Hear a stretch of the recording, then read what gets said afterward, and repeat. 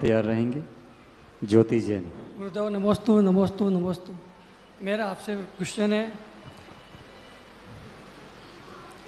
वैज्ञानिक शोध में पाया गया है कि अपने जो लेटरिन की सीट होती है उसके ऊपर बहुत ज़्यादा कीटाणु होते हैं या जर्म्स होते हैं, उनसे ज़्यादा कीटाणु अपने मोबाइल पे पाए जाते हैं। फिर भी अपना मोबाइल हर जगह पे जाता है, अपने मतलब आहार हो, विहार हो, या मंदिर में, पक्षाल में, या मरण मौत में, या मतलब कैसे भी मानो आप इसको। देखिए, तो इसका एक सोच समाधान बताएं। मेरे पास तो फ़ोन है नहीं, तो मैं तो विकल्प रहित हूँ। तो आप लोगों से कहना है, कोई आप कितनी सिक्योरिटी रखें, फ़ोन को कभी आप क्लीन नहीं करते हैं, क्योंकि फ़ोन को क्लीन करने के लिए आपको उसको बढ़िया धोना पड़ेगा साबुन से।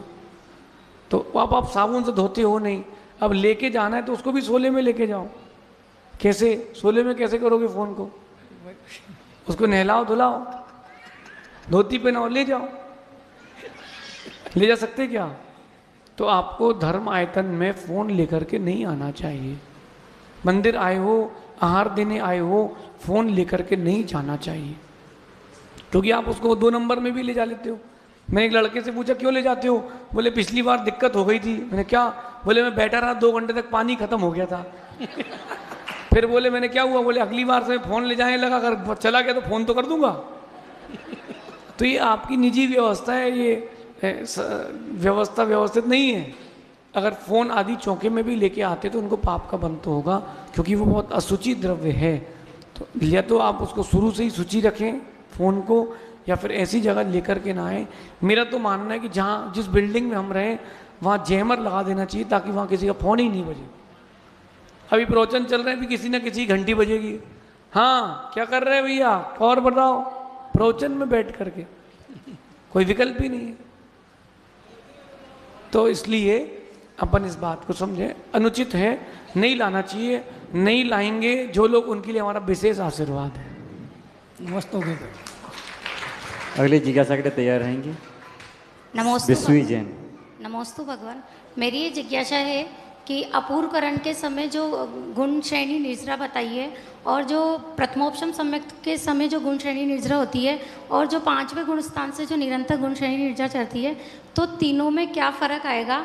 और क्या पंचम गुण स्थान वृत्ति के निरंतर जो गुण श्रेणी निर्जरा चलेगी, वो अपूर्वकरण के गुण स्थान, अपूर्वकरण आवश्यक में जो गुण श्रेणी निर्जरा चलेगी उससे ज़्यादा होगी या क्या होगी? देखिए, एक निर्जरा सम्मिक्त की अपेक्षा से और एक निर्जरा उनके चारित्र की अपेक्षा से, जो तत्वार सूत्र जी में सूत्र आया, सम्यक दृष्टि श्रावक वीरतानंद वियोजक छपक उपसमक, जो सूत्र आया है उसको सूत्र को समझें।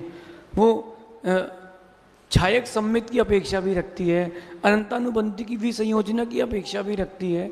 तो वो वहाँ उस अपेक्षा के कारण ऐसी निर्जरा की व्यवस्था है।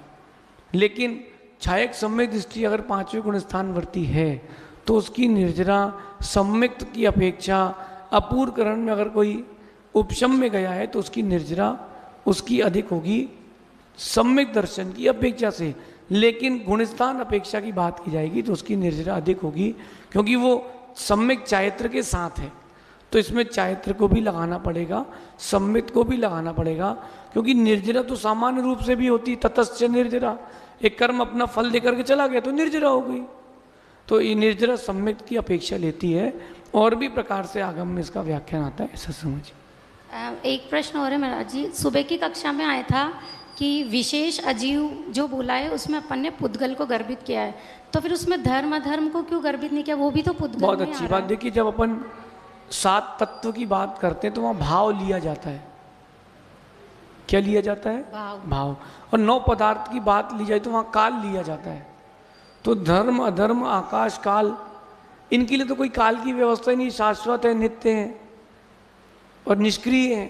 तो इनके लिए कोई इसका प्रयोग नहीं होता। इसीलिए जीवा जीव विशेषा इस शब्द का प्रयोग किया है कि वहाँ पर जब भी अजीव लेंगे पदार्थ में तत्व, पुद्गल अकेले को लेंगे, क्योंकि वो परिवर्तनशील भी है और उसके काल की मर्यादा है, उसकी स्थिति है स्कंद आदि बनने की।